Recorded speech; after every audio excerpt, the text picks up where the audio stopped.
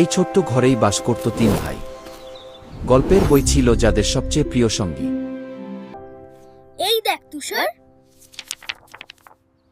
এই গল্পটা একদম জমজমাট। গল্প শুধু পড়লেই হয় না, কল্পনাও করতে হয়।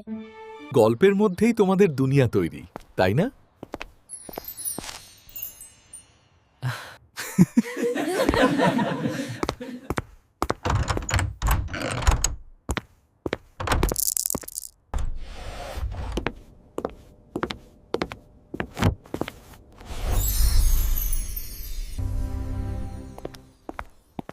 এই নাও, রহস্যময় বইটা তোমাদের জন্য।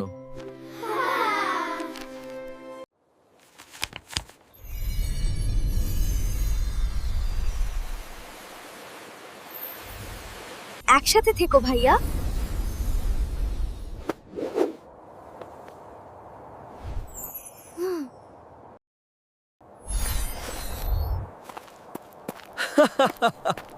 আমরা সত্যিই গল্পের ভেতরে। আমাদের হীরার খনি খুঁজতে হবে। তারপর তারা দিন থেকে রাত হীরার খনি খুঁজে বেড়াচ্ছে। তন্ময়, দেখ, ওই একটা সাপ। আমার খুব ভয় লাগছে।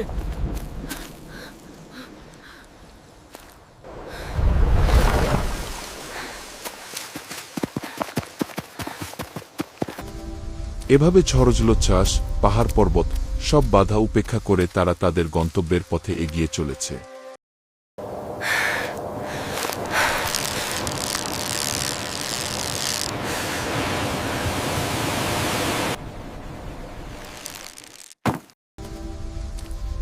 যেতে যেতে এক সময় তারা একটি গুহা দেখতে পেল।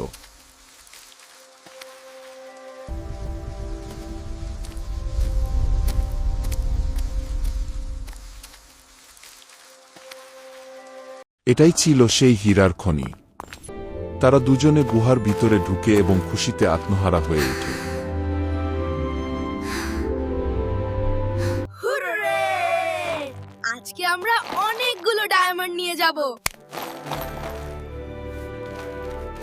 অনেকগুলো হীরা সংগ্রহ করা হলে তারা দৌড়ে গুহা থেকে বের হয়। দৌড়ানোর এক পর্যায়ে তন্ময় স্লিপ কেটে পড়ে যাচ্ছিল। তন্ময়, আমার হাতটা ধরো।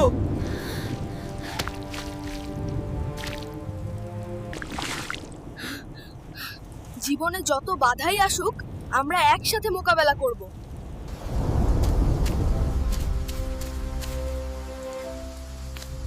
এরপর তারা আবার পথ চলা শুরু করল।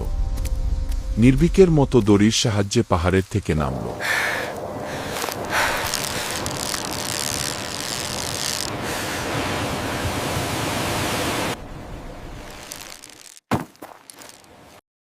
ওহ হো, আমরা আমাদের পথ পেয়ে গেছি।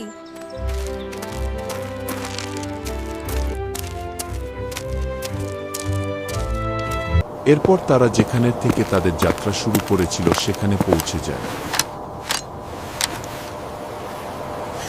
সূর্যের ডুবন্ত আলোর মতো তাদেরও অভিযান শেষ হয়। তারা ভাবতে থাকে তাদের পরবর্তী অভিযান কি হবে। এই গল্প আমাদের শেখায়, একসাথে থাকলে কোনো বিপদই বড় না। আমরা সবকিছুই জয় করতে পারি।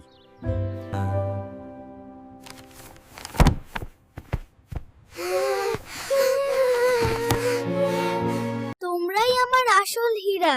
ও, সবসময় এভাবেই একসাথে মিলেমিশে থেকো।